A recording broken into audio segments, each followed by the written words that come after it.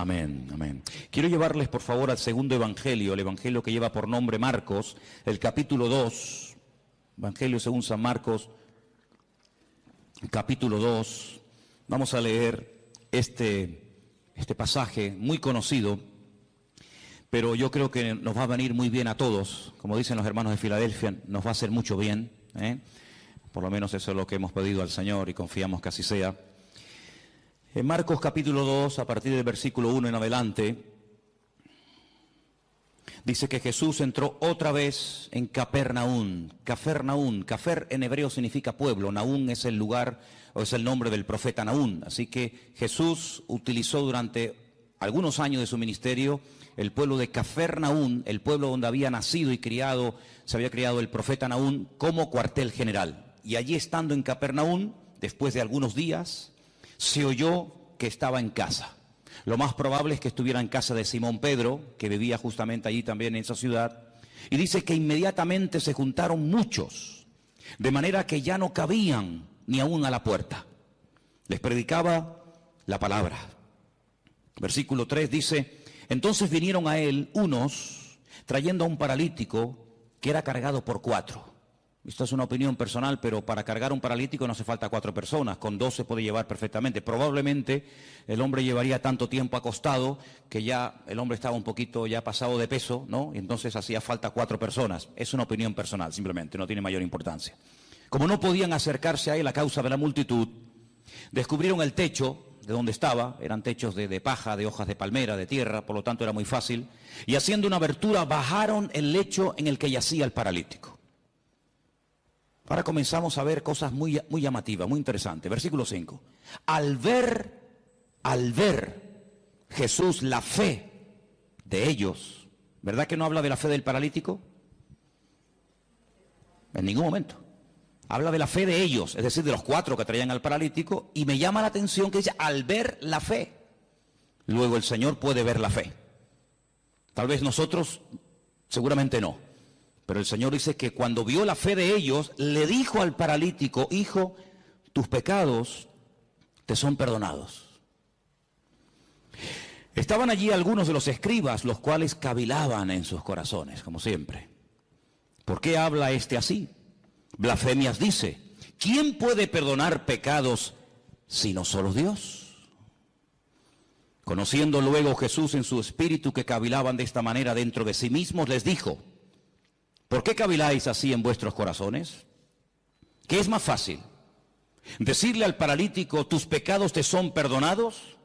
¿O decirle, levántate, toma tu lecho y anda? Ustedes sabrán que es más fácil, ¿no? Si una cosa o lo otro. Pues para que sepáis que el Hijo del Hombre tiene potestad, ha recibido autoridad en la tierra para perdonar pecados, le dijo al paralítico: a ti te digo, levántate, toma tu lecho y vete a tu casa.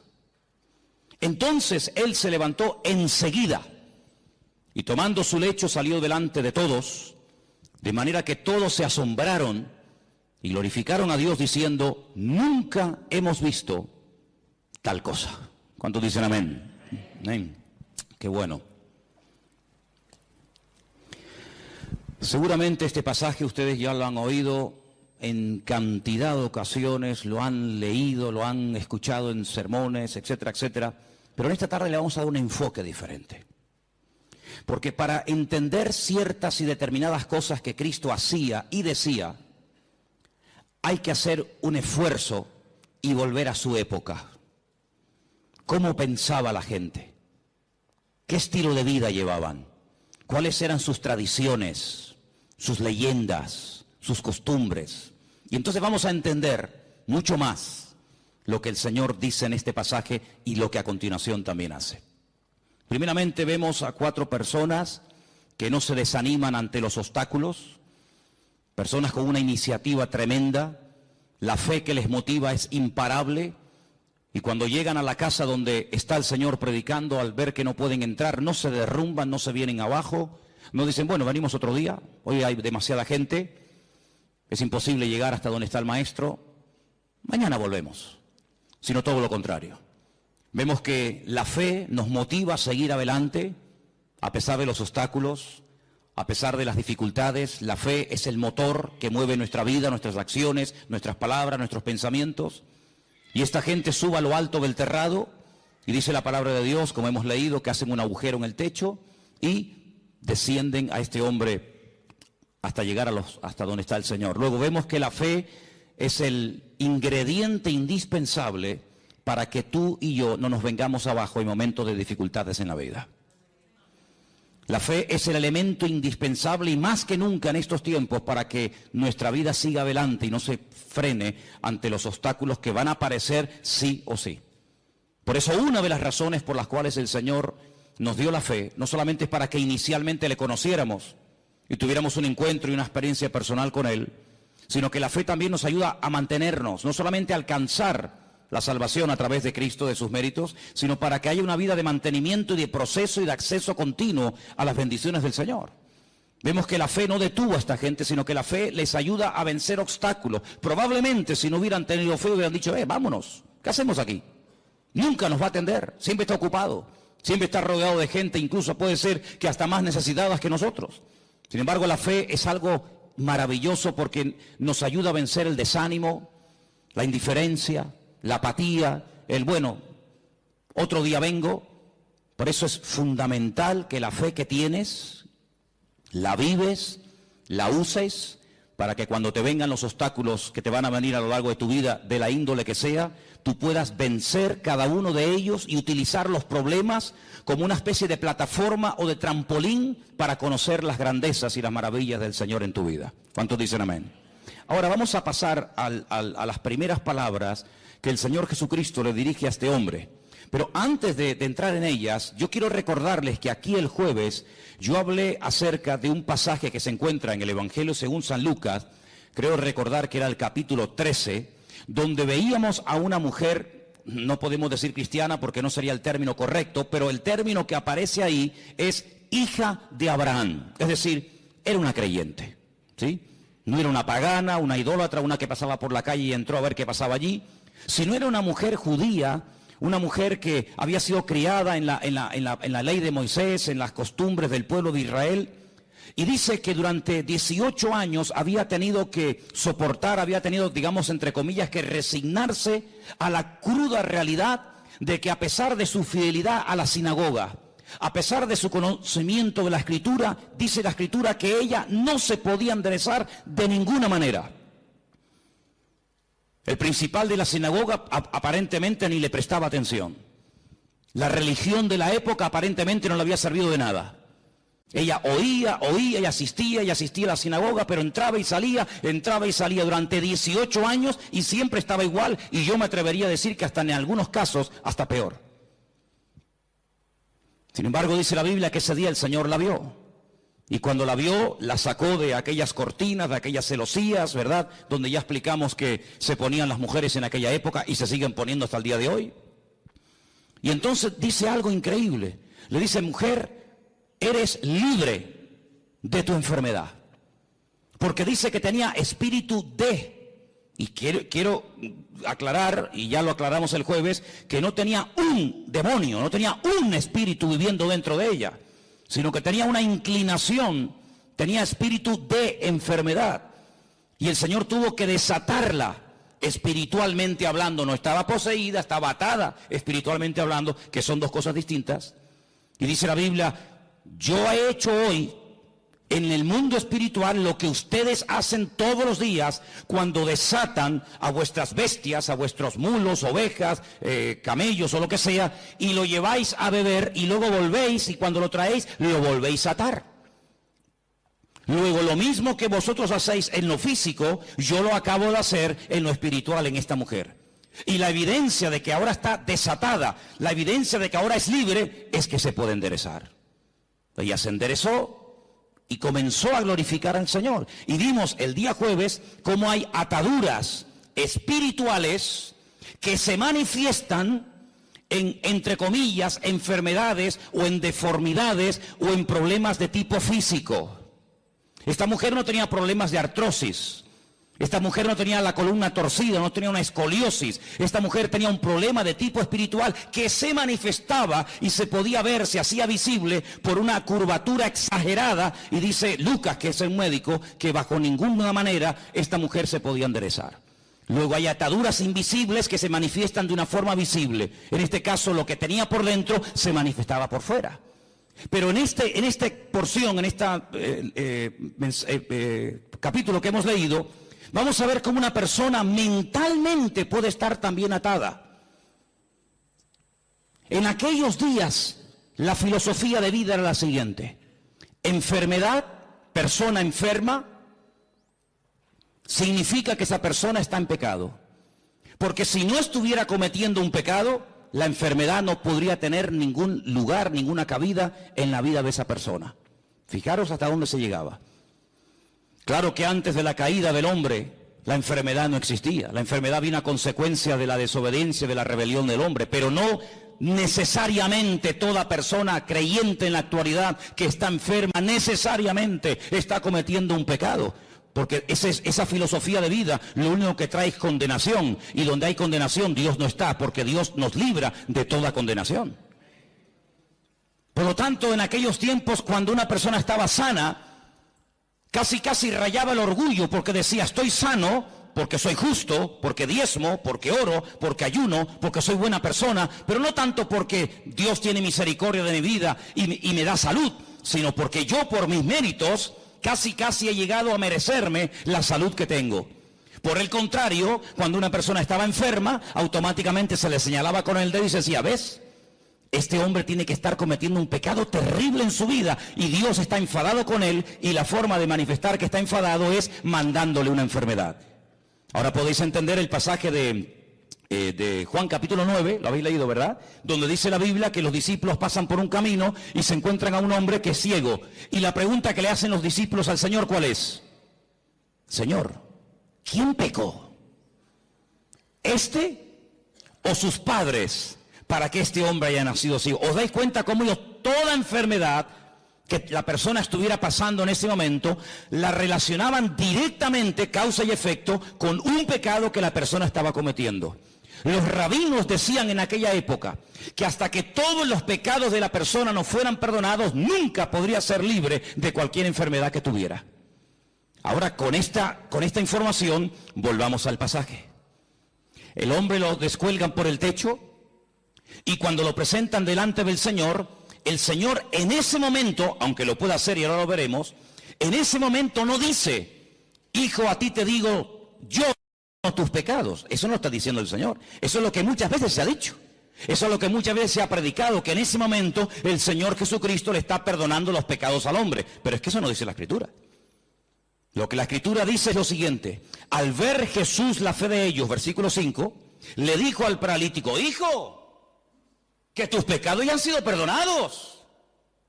No es que yo en este momento te los perdono, ¿me entendéis? Hijo, que estás siendo esclavo de una mala información, de una mala enseñanza que te han dado, y yo te digo que tus pecados ya han sido perdonados. Claro, automáticamente los que estaban allí, parece que había venido como una especie de un comando, ¿no?, del Sanedrín de Jerusalén para pillar al Señor siempre en el más mínimo fallo. Automáticamente comienzan a cavilar y tenían razón. Solamente Dios puede perdonar pecados, nadie puede perdonar los pecados. Pero si os dais cuenta, Jesús no está diciendo en ese momento: a ti yo te perdono los pecados, sino que le transmite la información del Padre diciéndole: hijo, que tus pecados ya han sido perdonados. Por lo tanto, esta enfermedad no es consecuencia directa de un pecado que no ha sido perdonado en tu vida. Fijaros hasta qué punto esto estaba interiorizado, enraizado en la cultura de la época, que si ustedes vienen conmigo un momentito al Antiguo Testamento, a 2 de Samuel capítulo 12, ahora vamos a volver aquí, pero en 2 de Samuel capítulo 12, cuando el profeta Natán llega al palacio del rey David a decirle, a amonestarle acerca del pecado que ha estado cometiendo, si ustedes leen todo el capítulo 12, no nos da tiempo de leerlo ahora, pero leerlo por favor al llegar a casa, 2 de Samuel capítulo 12, En el versículo 13, cuando el profeta Natán le amonesta al rey David, él dice en el versículo 13, entonces David le dice al profeta Natán, he pecado contra el Señor, he pecado contra Dios. Pero Natán le dijo, pero también el Señor ha redimido tu pecado. ¿Y qué añade? No morirás. Es decir, la consecuencia de que Dios te ha perdonado es que no has muerto. Porque si hubieras muerto, es la evidencia de que Dios no te perdonó. Fijaros la profundidad de esto, hermanos. Dios te ha perdonado. Sí, ya, porque tú lo digas. No. ¿Sabes por qué te ha perdonado?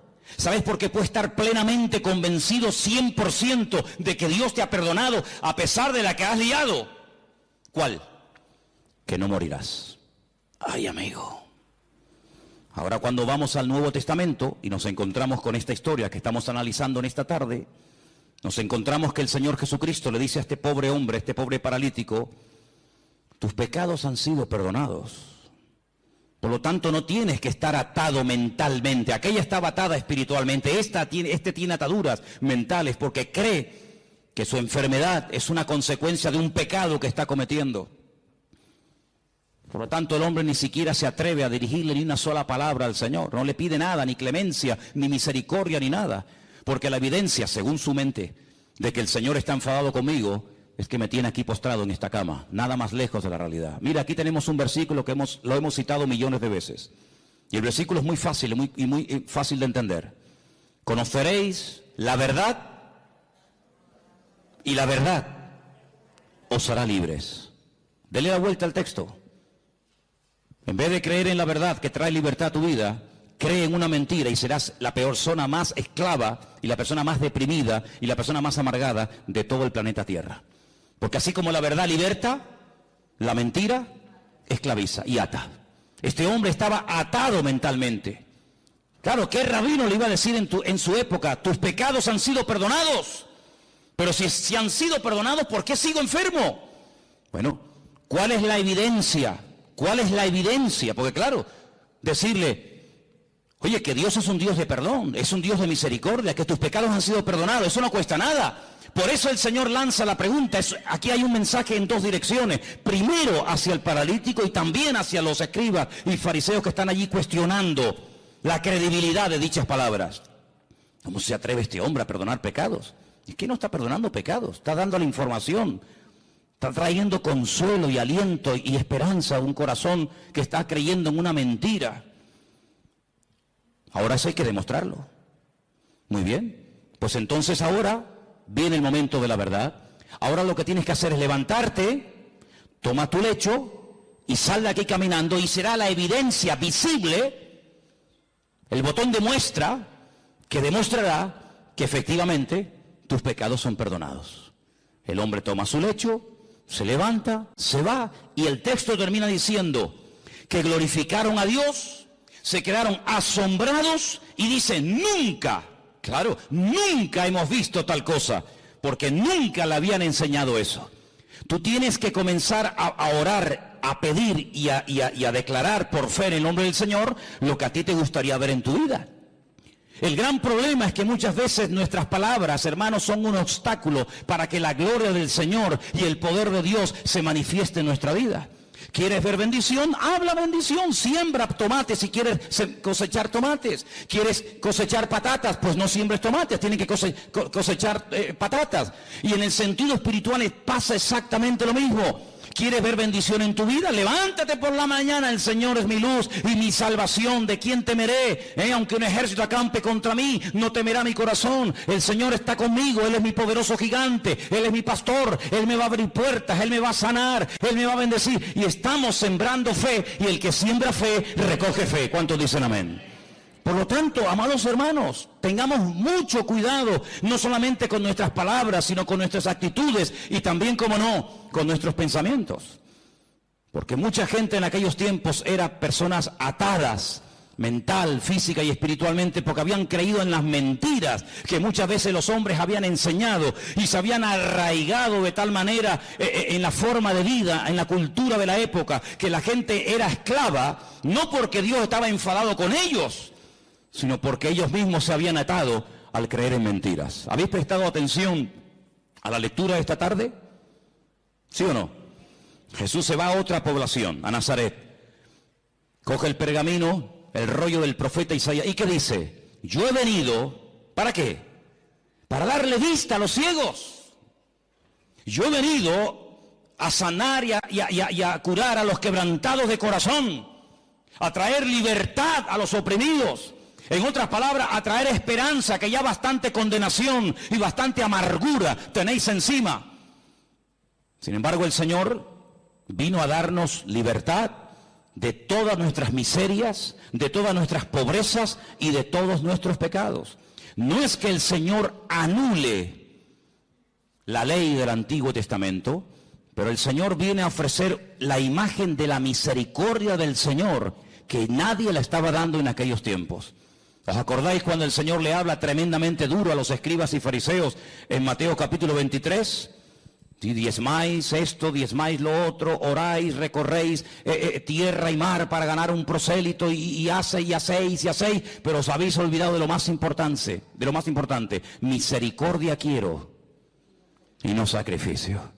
Sois capaces de hacer sacrificios, de caminar, de sudar, de patear por aquí, subir montañas, hablar con este, hablar con el otro, de ayunar días y días, de diezmar las semillas, de colar esto, de colar lo otro. Y lo más importante, que es la misericordia. Pero ¿cómo van a aplicar misericordia si ellos no conocen a un Dios de misericordia? Hay gente, no sé qué concepto de Dios tiene, pero el concepto que tenemos que tener en el día de hoy de nuestro Dios es que nuestro Dios es un Dios de amor y para siempre su fidelidad, y es un Dios misericordioso. ¿Cuántos dicen amén? No es que pasa por alto el pecado, pero es un Dios que quiere perdonar, se goza en perdonar. Ahora, la Biblia nos enseña que cuando, por ejemplo, el rey David pecó y desobedeció contra el Señor, ya no mataba en la proporción en la que lo hacía al principio, sino que ya obtenía victorias, pero no en la medida que las hacía al principio. Ya mataba de 1000 en 1000, en vez de 10.000 en 10.000 como al principio. Es decir, hubo un decrecimiento, menguó en la gracia del Señor en su vida. Necesitaba una restauración interior. Y entonces, ¿cómo le vino esa restauración? Bueno, yo siempre he dicho que sin confrontación no se produce un cambio interior. Tiene que haber un momento en el que el Señor nos confronta, el Señor señala, dice, tu pecado, tu problema es este. En ese momento tenemos dos opciones: optar por el camino del medio, hacernos el loco como que no hemos hecho nada malo; optar por un camino que consiste en amargarme, en deprimirme, en condenarme; o escoger el camino correcto y verdadero, que es el de la misericordia del Señor. Y yo quiero decirles en esta tarde que por muy bajo que podamos caer en la vida, después de conocer al Señor, por muy lejos que nos hayamos podido separar de su presencia, de sus caminos, el Señor no ha cambiado ni menguado su amor y su misericordia, sino que Él nos sigue llamando y nos sigue amando igual o más que el primer día. A ti te digo que Dios te ha perdonado los pecados. Y la evidencia de que Dios no está enojado contigo, la evidencia de que Dios no está enfadado contigo, es que si quieres te puede levantar ahora. Pero ya ni lo intentaba. Ya se había resignado a vivir toda la vida bajo ese peso, dependiendo de que lo llevaran o lo trajeran las personas. Sin embargo, amados hermanos, tú no tienes que depender de nada ni de nadie para caminar, para sentirte libre, sino que tu libertad no depende del hombre, tu libertad depende de la obra que Cristo ha hecho por ti en la cruz del Calvario. ¿Cuántos dicen amén? Dale un fuerte aplauso al Señor en esta tarde. Dile gracias porque tú me perdonas. Aleluya. Amén. Hay un versículo en San Juan capítulo 5 que quiero leer, San Juan capítulo 5, versículo 22, donde vemos que el Padre delegó en el Hijo plenos poderes para perdonar pecados y para cualquier cosa. Y quiero que lo leamos porque no quiero que penséis que estoy tratando de decir que Jesús no tenía autoridad para perdonar pecados. No estoy diciendo eso. De hecho, el versículo que vamos a leer ahora nos demuestra que el Padre delegó, dice, este es mi Hijo amado en el cual delego, en el cual deposito toda mi confianza. Juan capítulo 5, verso 22 dice, porque el Padre a nadie juzga. Pero sigue diciendo el versículo, sino que todo el juicio, ¿qué dice?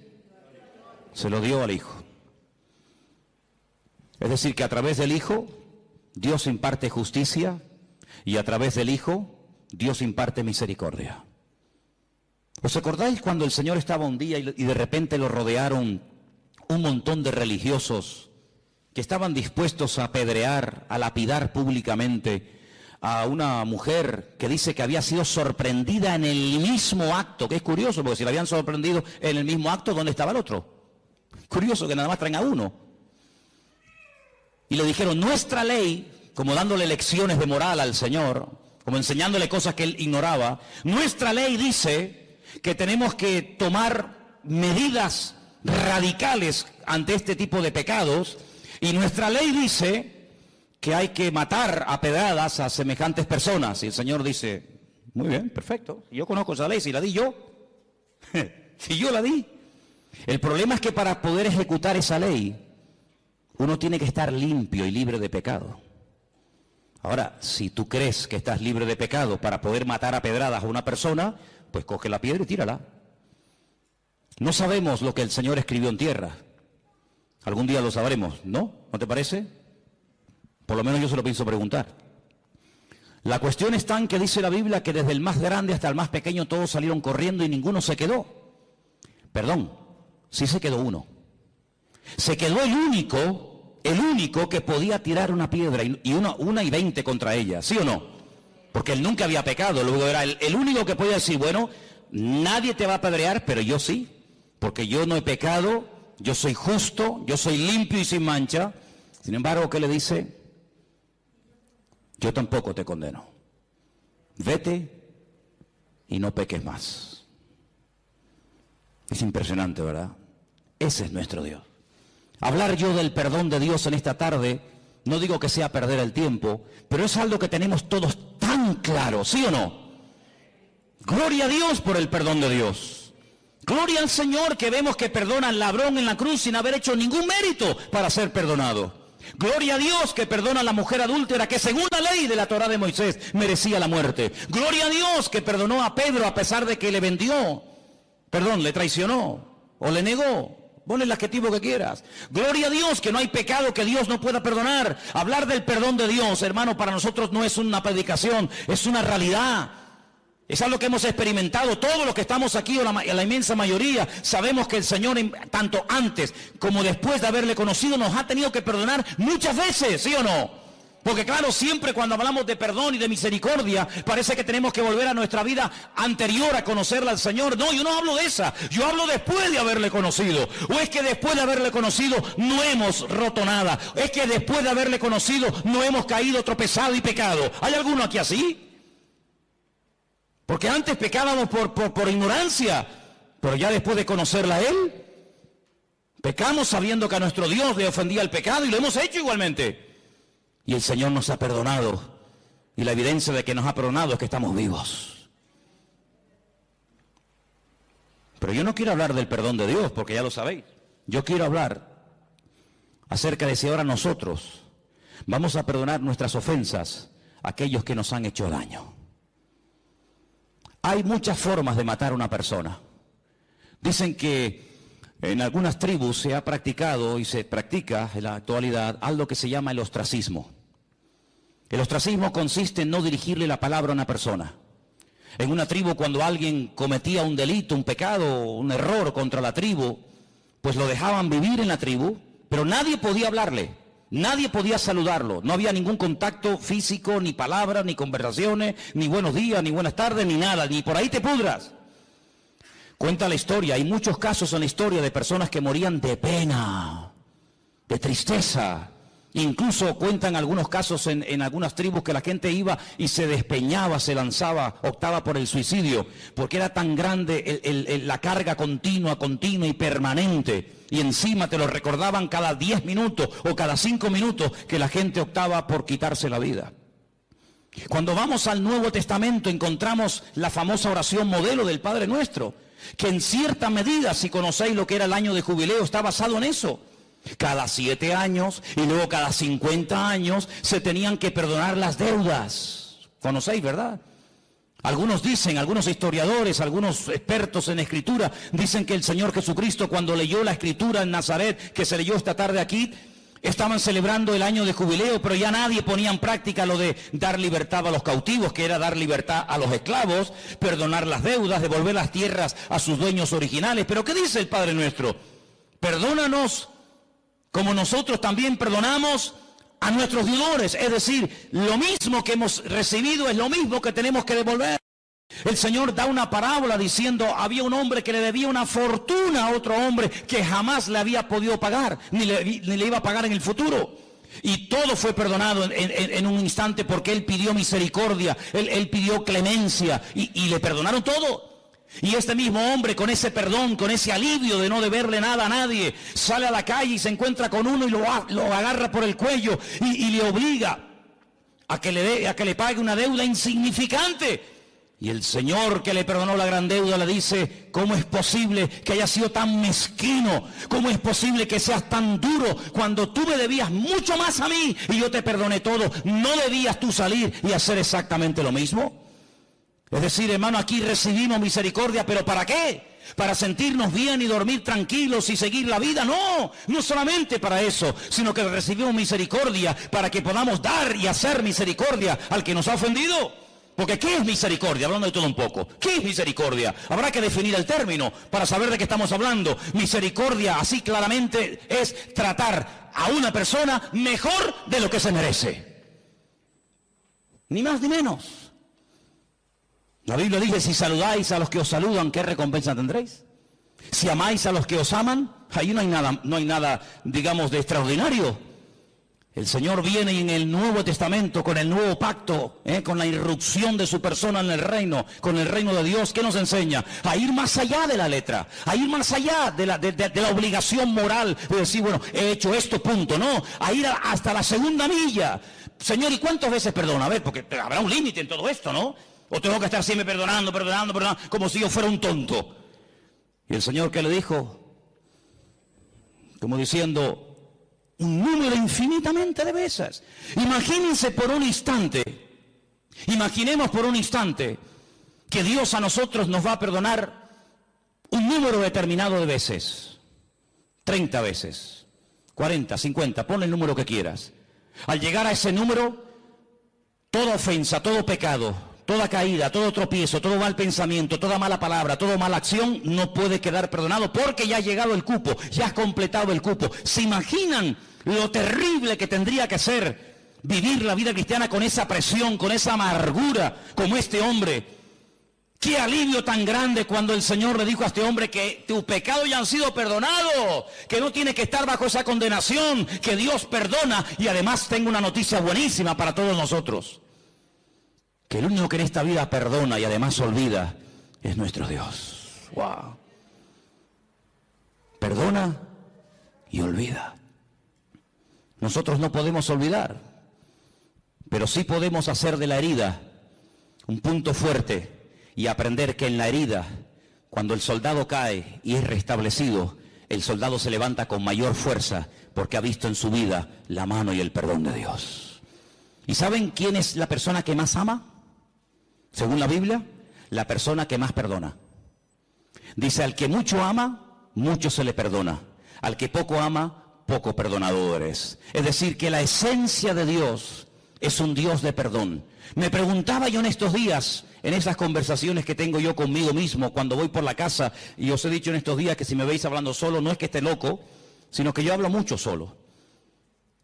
Yo me preguntaba, decía, ¿cuándo le pidió Adán perdón al Señor? ¿Sabéis? Cuando Adán, cuando peca, dice, ¡ah!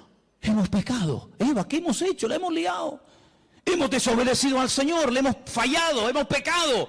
¿Cuándo le pidió Adán y Eva perdón al Señor? Que yo sepa, en mi Biblia no veo nunca que Adán y Eva le pidieron perdón al Señor. Pero antes de que Adán fuera consciente de la que había liado, antes de que fuera expulsado, antes de que comenzara a sufrir en lo físico, en lo espiritual, en lo familiar, etcétera, etcétera, las consecuencias de su pecado, ya el Señor fue por delante de él y lo vistió con pieles de animales. Luego tuvo que haber un derramamiento de sangre, porque que yo sepa, para arrancarle la piel a un animal habrá que matarlo, no lo va a hacer en vida, ¿no? Tuvo que haber un derramamiento de sangre, y cada vez que Adán y Eva veían esas túnicas que le habían hecho el Señor a su medida, no le quedaban pequeñas, ni grandes, ni apretadas, sino eran túnicas hechas a su medida. Cada vez que veían esas prendas, sabían que la habían liado, pero Dios los había cubierto con su justicia y con su misericordia. Y ese es el concepto que tenemos que tener constantemente en nuestra vida. Mi Dios es un Dios santo, no tolera el pecado, pero es un Dios que si llego a pecar, Dios, siempre que haya un arrepentimiento, siempre que haya un genuino arrepentimiento, mi Dios, que lo conozco perfectamente, sé que mi Señor siempre me perdonará, siempre me restaurará y siempre me dará una segunda oportunidad. ¿Cuántos dicen amén? Dile a que está a tu lado: Dios perdona y olvida. Así es, aleluya. Dios perdona y Dios olvida. Bendito sea el Señor. Algo que hace años escuché y tal vez nos puede hacer mucho bien en esta tarde a todos y a cada uno de nosotros es: cuando me encuentro en una situación, no sé, de enfermedad, de dolor, de tristeza, de angustia, en fin, de lo que sea, hazte la siguiente pregunta: ¿qué haría en mi lugar el Señor Jesús? Imagínate que una vecina, no sé, te tira agua sucia en la puerta, te raya el coche, te insulta, te critica, no sé qué. Por poner un ejemplo, ¿qué haría Jesús si la vecina de al lado de su casa, donde él estaba posando esa noche, le hiciera semejante detalle? ¿Qué haría el Señor? ¿Qué haría el Señor si alguien llega y te insulta, y te amenaza, y te denuncia, y te no sé qué, y te no sé cuánto? ¿Qué haría el Señor? Eso es lo que nosotros tendríamos que hacer.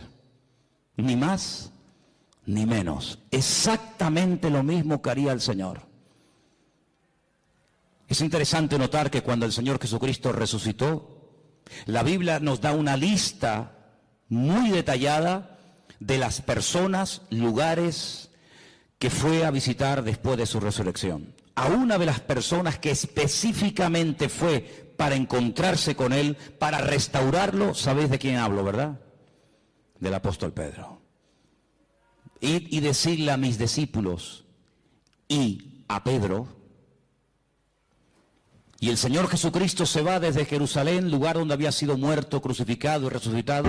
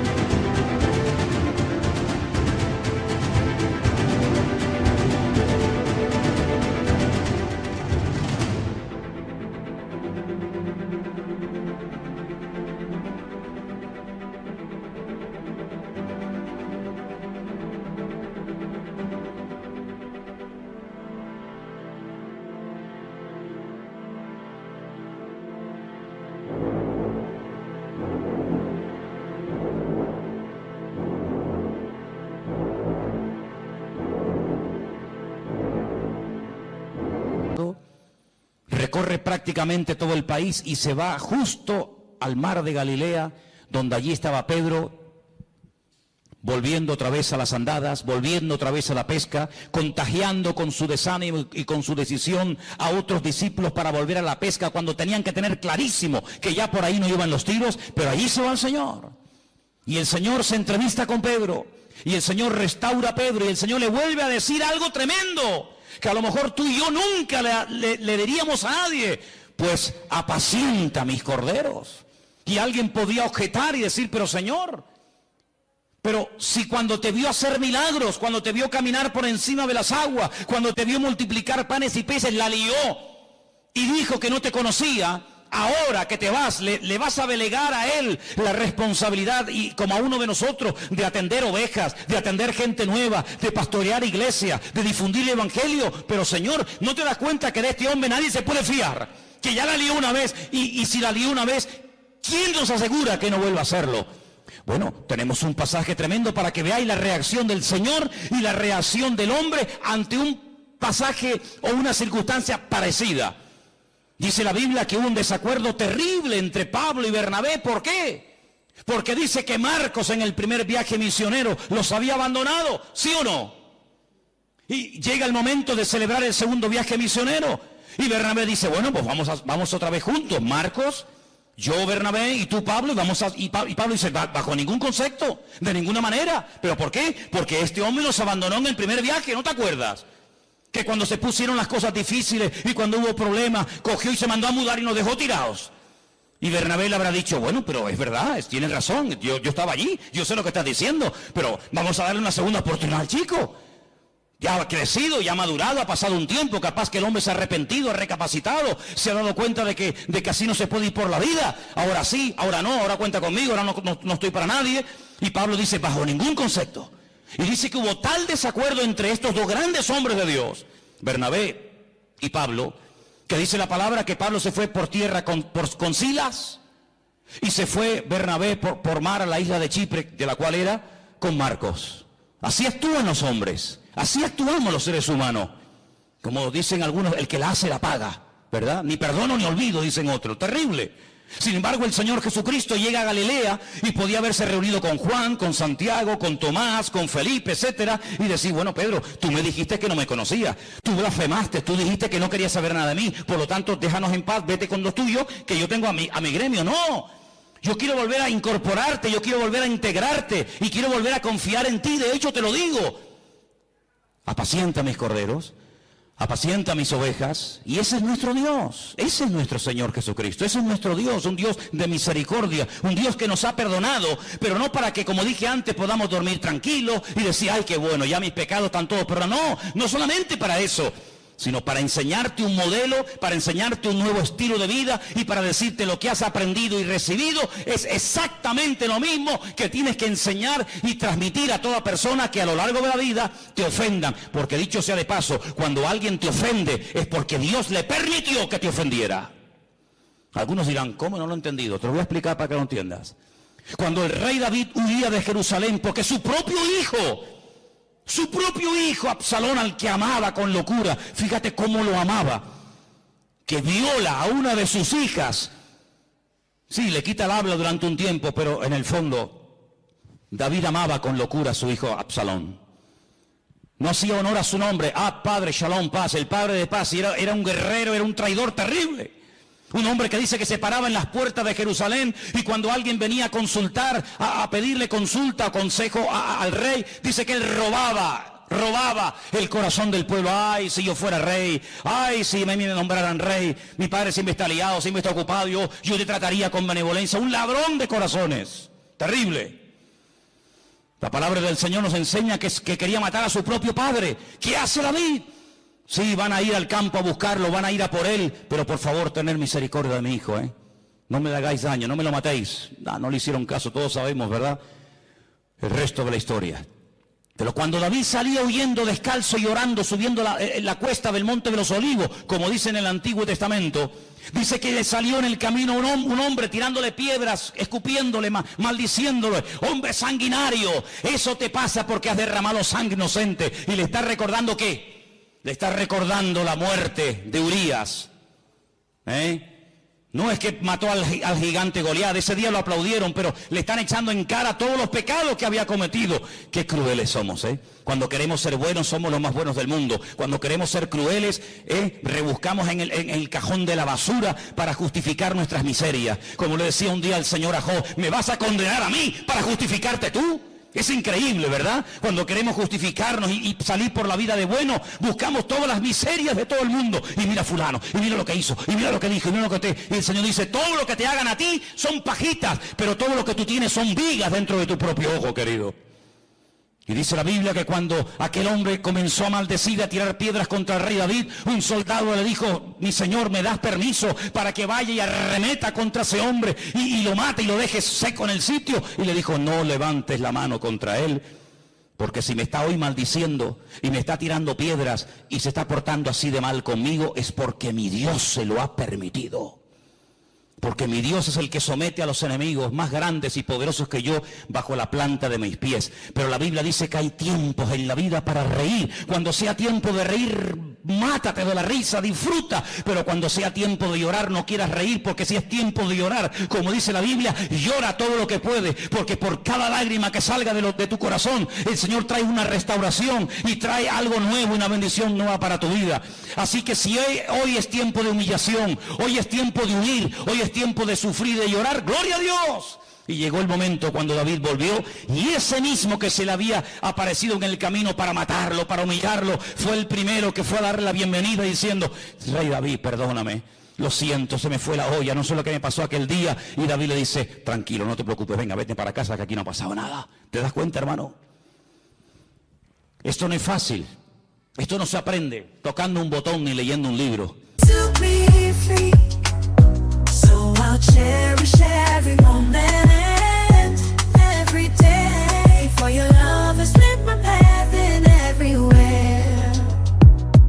In the tender touch of your hand, I find the strength to rise and stand. Through every trial, every tear we've shed, your love's been the shelter where I find my bed. For your love's been my anchor in life's stormy seas, a beacon of hope guiding me to be free. So I'll cherish every moment, every day. For your love has lit my path in every way. With gratitude in my soul, I'll sing this song. For the love we share is steadfast and strong. Esto es una lección que tendremos toda la vida para aprenderla. Pero cuanto antes la aprendamos, antes vamos a crecer y antes vamos a madurar. Y estamos viviendo en unos tiempos donde Dios está poniendo a prueba el corazón de los hijos de Dios. Apocalipsis capítulo 3 dice que por cuanto hemos sido fieles y no hemos negado su palabra, el Señor nos guardará de la hora de prueba. Escuchen bien, de la hora de prueba que ha de venir sobre todos los habitantes de la tierra. Y dice por ahí otro texto, y lo conocéis, que el juicio tiene que comenzar primeramente, ¿por dónde? Por la casa de Dios. Dios tiene que comenzar a limpiar nuestras miserias. ¿Hay alguien aquí que pueda levantar su mano y decir: yo nunca he tenido problemas con la pornografía, yo nunca he tenido problemas con la crítica, yo nunca he tenido problemas con la soberbia, Por favor, cuerpo a tierra todo el mundo. No hay ninguno de los que estamos aquí esta tarde que pueda levantar la mano diciendo: yo soy justo y jamás en mi vida por mi mente ha pasado ningún mal pensamiento, ninguna mala palabra, ninguna mala actitud. Increíble, nuestras miserias son terribles. Si no fuera por la misericordia del Señor, no tendríamos ningún derecho de estar tú y yo esta tarde en este lugar. Pero es la misericordia de Dios, no son nuestros méritos, no es nuestro conocimiento, no es nuestra experiencia, no es nada, sino es el amor de Dios el que nos permite estar aquí, a ti y a mí. Y si no fuera por el amor de Dios, nos barrería un plumazo a todos y a cada uno de nosotros. Por lo tanto, amados hermanos, vamos a aplicar lo que el Señor aplicó en nuestra vida, que nos hizo tanto bien, y fue perdonarnos y aceptarnos tal y como somos. ¿Y cuándo viene el cambio? Pues poco a poco. Hoy hemos cambiado ya radicalmente, ya no hay nada en nuestra vida. Todavía hay cosas que tienen que ser superadas y cambiadas, pero hoy el Señor nos recuerda lo mismo que le dijo a aquel pobre paralítico que estaba atado psicológicamente: hijo, que tus pecados ya han sido perdonados. Y cuando te levantes mañana por la mañana, o te vayas a dormir esta noche, o vayas conduciendo a tu casa, o me da igual a dónde vayas, recuérdate siempre que todos y cada uno de los pecados que cometimos delante del Señor, siempre y cuando hubo un genuino arrepentimiento,